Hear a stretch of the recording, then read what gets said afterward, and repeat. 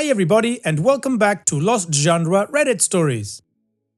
This post is from the subreddit Am I Overreacting, and it's by user Throwaway4738297. Am I overreacting? Boyfriend's best friend got him a sweater with her face on it for Christmas.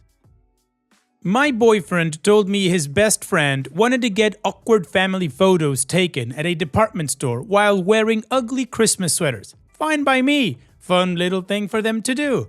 But today, he calls me and tells me she gave him the sweater they were gonna wear, and it's a custom-made sweater with her dogs and her face on it. He made it clear he didn't know about it and doesn't want me to feel like he's wearing another woman's face like he loves her, but more like he loves her dogs. It more so threw us both off, as it's an extra.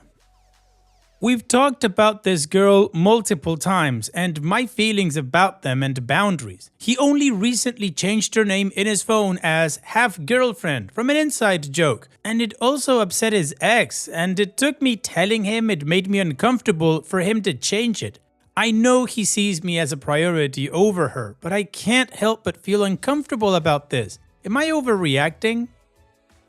Excuse me? No, OP, you're not overreacting. First of all, what's up with this friend giving him a custom sweater with her face on it? If that's not like some weird type of territorial thing, I don't know what is. Also, what's up with him? I mean, sure, he's got a friend, but calling her his half-girlfriend, I don't care if it's an inside joke or not, that's just wrong. And it took you having to tell him it was wrong and it made you uncomfortable for him to actually change it. OP, no, I don't think you're overreacting. I think you need to give this whole thing some second thoughts. And what do you guys think? Let me know in the comment section, and now let's check out the community comments. Accomplished.2825 says, okay, so I read this to my boyfriend and both of us audibly said ew when we read that your boyfriend had changed her name to half-girlfriend. They're clearly emotionally involved. It doesn't matter if he doesn't take it seriously. She most likely has feelings for him and it's inappropriate even if he doesn't feel the same. I would not be with a partner whom I know changed their best friends of the opposite sex name to half-girlfriend. Whatever 53143 says he has 2 girlfriends. Is that what you want? If you make him choose, be prepared for it not to be you. In fact, if you have to make him choose, he will just see and speak to her behind your back. They almost always do. It's a new year, time for a fresh start. Karen the Unicorn says, as a woman with very good long-term friends who are men, some who are single, some married or in long-term relationships, this is very weird and obviously inappropriate. So don't gaslight yourself or let yourself be told that it's super normal and you're just being crazy, lol. It is blatantly disrespectful to you and the relationship, and the friend, girl, knows that. Which, even if she did like him, she should be respectful, so she sucks, and he sucks for not maintaining boundaries. He's never going to be able to have a healthy relationship like this.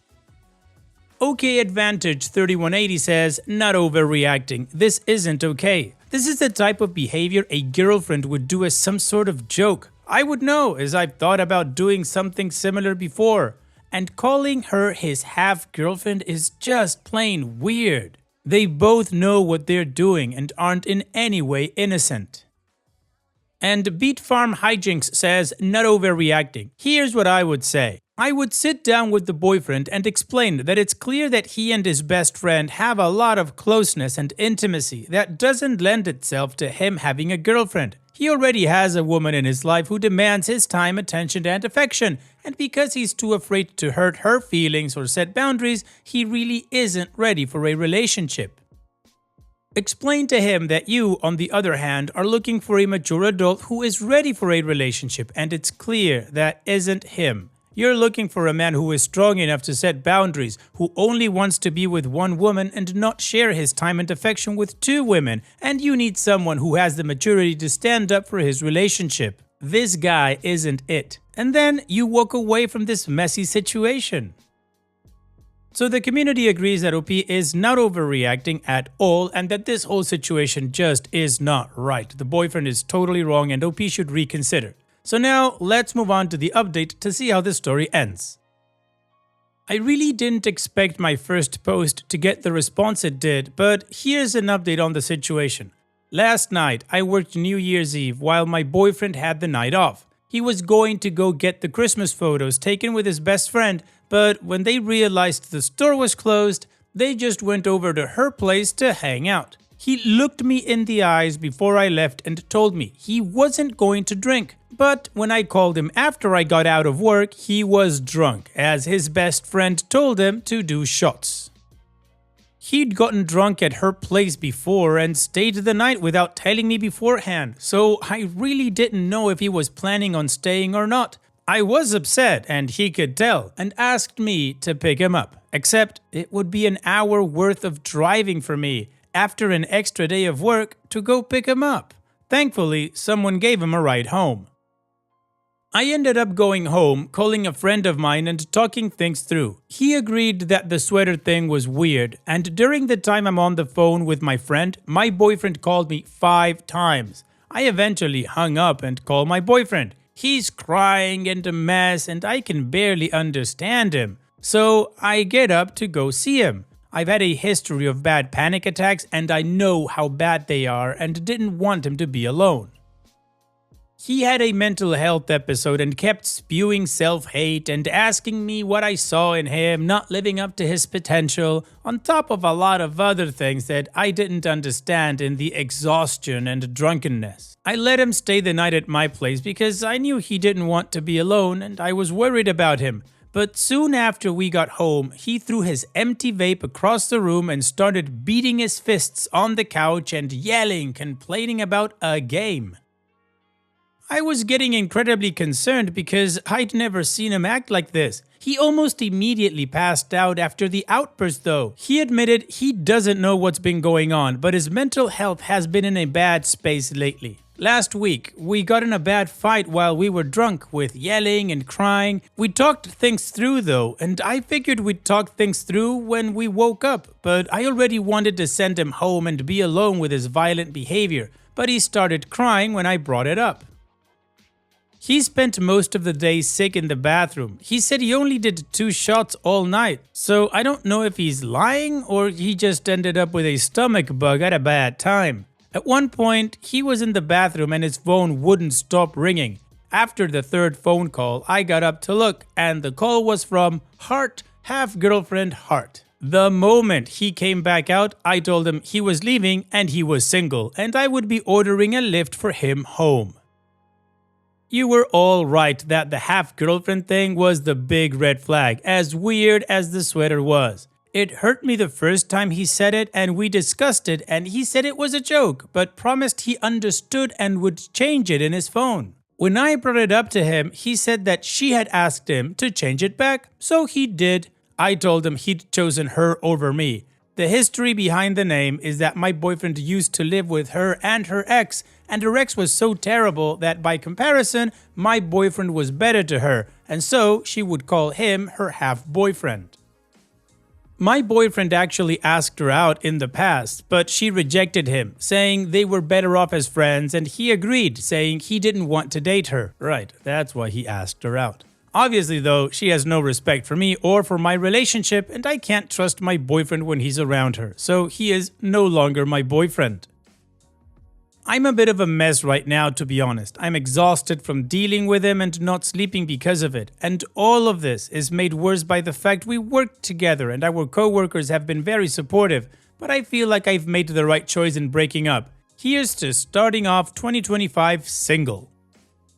OP, you've absolutely made the right choice. I don't know what issues your boyfriend has, if he's just trying to be dramatic and edgy, or he definitely does have mental health issues, but whatever it is, he needs to deal with them. They are not your responsibility to take on. Also, you were clearly number 2 in his list of priorities, so he changed her name, but when she asked him to change it back, he did because, well, she asked him to. In any case, OP, it is not your problem anymore, so here's wishing you the best in the future. Take care and thanks for sharing. And now let's move on to the next post that also has an update. This post is from the subreddit Am I the A-hole, and it's by user AppropriateT2606. Am I the a-hole for reporting my mother to CPS and pressing charges on my stepdad for theft? I, 18 female, graduated high school last year. I have a good job now as a certified nursing assistant. I graduated high school early at age 17. I was living with my mother until this situation yesterday. I am now staying with my real dad until I am able to move into my new apartment. The apartment will be available in 2 weeks. I have 4 siblings who are 15, 13, 11, and 9. My mother married my stepfather when I was 1. My younger siblings are from her and my stepfather's relationship. My mother is a neglectful mom. She allows her husband to mistreat me. Her husband has hit me, spat on me, shoved me, and stolen from me time and time again. The rules in the house are that I pay $400 a month in rent for a small bedroom. I have to buy and eat my own food. I have to pay the internet bill, which is $100. Even though I pay rent, I am not allowed to lock my doors. I'm not even allowed to lock the door in the bathroom. Also, I'm not allowed to use the internet after 6 p.m., even though it's in my name and I pay the bill. I've been respecting their rules. Recently, I bought a new computer. I am continuing my studies. I am starting school for medication aid. When I finish school, I'll have a medication aid certification on top of the CNA license I have. After medication aid courses are complete for me, I am going to take phlebotomy. The laptop I bought was $350, and that was because it was on sale. Yesterday, my stepfather demanded more money from me after I paid all the bills required of me. He is a drunk. He has a drinking problem, and my mother enables him. They neglect the kids they have. They always go out to eat, drink, and my mother always has her nails and hair done, but doesn't have the money to take care of her kids. As a result, I've been taking care of them.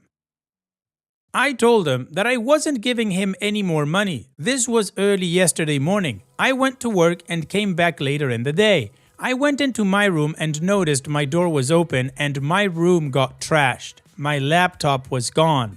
I asked my siblings if they had seen my laptop. They said no. I went upstairs and asked my mother if she had seen it. She said, "Well, your stepdad sold it to the pawn shop because he needed money for household expenses." At this point, I was livid because I needed that laptop for school. I said, I paid all of my required expenses for the house. He had no right to take that laptop that I had.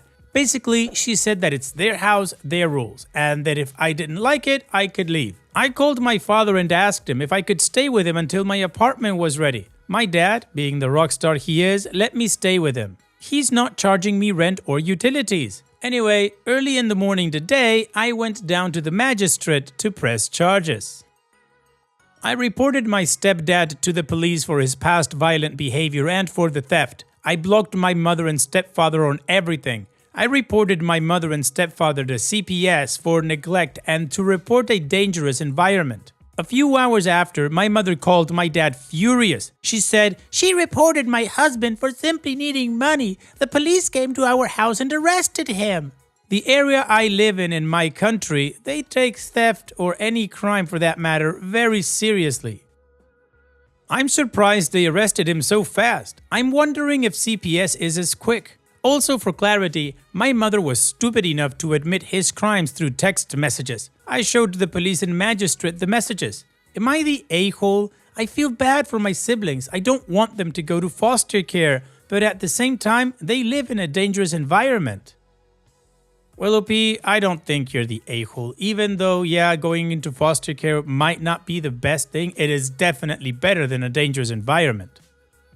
You are doing what you can with the resources you have available to do something for them. And your stepmom and dad, well, hopefully they face charges because what they're doing sucks. And not just by the way they treated you and stole from you, but also the environment they have your siblings living in. So no, OP, I don't think you're the a-hole. I think you've done the right thing. And what do you guys think? Let me know in the comment section. And now let's check out the community comments.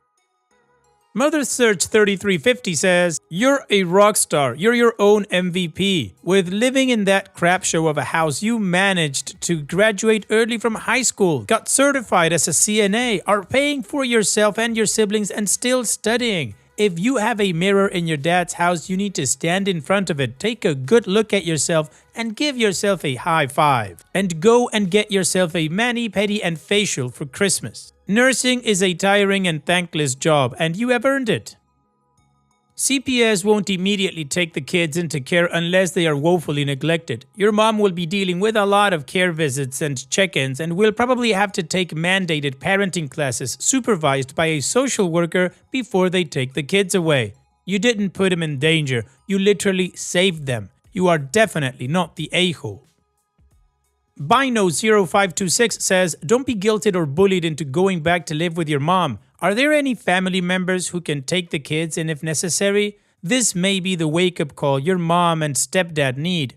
Why didn't you tell your dad sooner about the abuse?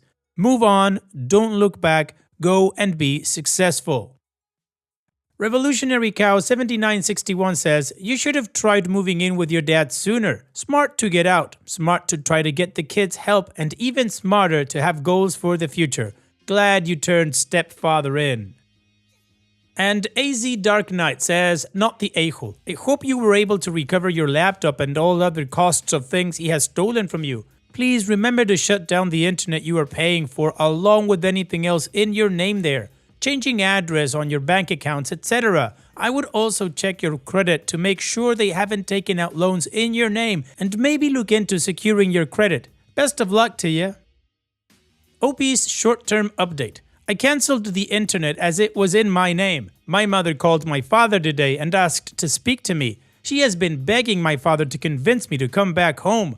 My father told her off for being a crappy mother. I told her that I'm not coming back. She is also angry that I cancelled the internet. She was also begging me for money. I told her no. My mother's side of the family called me an ungrateful daughter and that I should be blessed my mother's in my life. I have no contact with most of my mom's family for a reason.